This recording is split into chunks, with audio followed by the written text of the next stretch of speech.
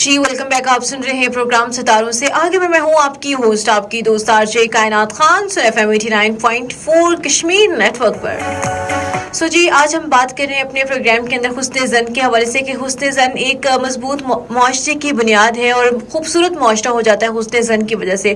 और समझने की कोशिश करें कि हुस्न ज़न होता क्या है। देखें, जब हम लोगों में जो है लोगों में इख्तलाफ हो जाता है तो अपनी राय हम लोग कायम कर लेते हैं। तो इससे क्या होता है, मुआशरे में बिगाड़ पैदा होता है।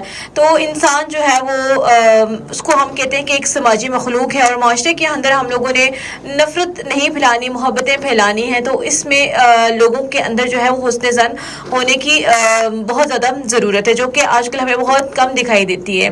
देखिए, हुस्न ज़न से क्या होता है कि जब हम लोगों के बारे में अच्छे राय कायम करेंगे, लोगों के में मोहब्बतें फैलाएंगे, इख्तलाफ को कम करने की कोशिश करेंगे, मोहब्बतें बांटेंगे, तो इससे जो है मुआशरे में खूबसूरती पैदा होती है। लोग आपस में इत्तेफाक के साथ रहते हैं, इत्तेहाद के साथ रहते हैं। बदकिस्मती के साथ हमारे मुआशरे में इंतशार क्यों पैदा होता है? जब हम अलग बंदा जो है, हर एक बंदा अपनी राय देने की कोशिश करता है, लोगों को समझता नहीं है।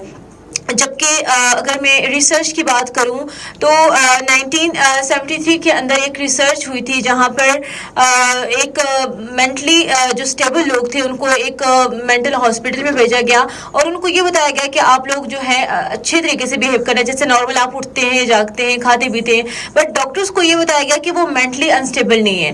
तो देखिए, डॉक्टर्स ने क्या किया, लेबल का एक चश्मा पहना जिस पे उनको ये नजर आ रहा था कि ये लोग, क्योंकि वो मेंटल हॉस्पिटल में उनको ये लग रहा था कि ये भी मेंटली स्टेबल नहीं है। तो ये चीज़ हमें बताती है कि हम लोग पहले तहकीक करें, जज करें कि वाकई वो लोग स्टेबल थे या नहीं।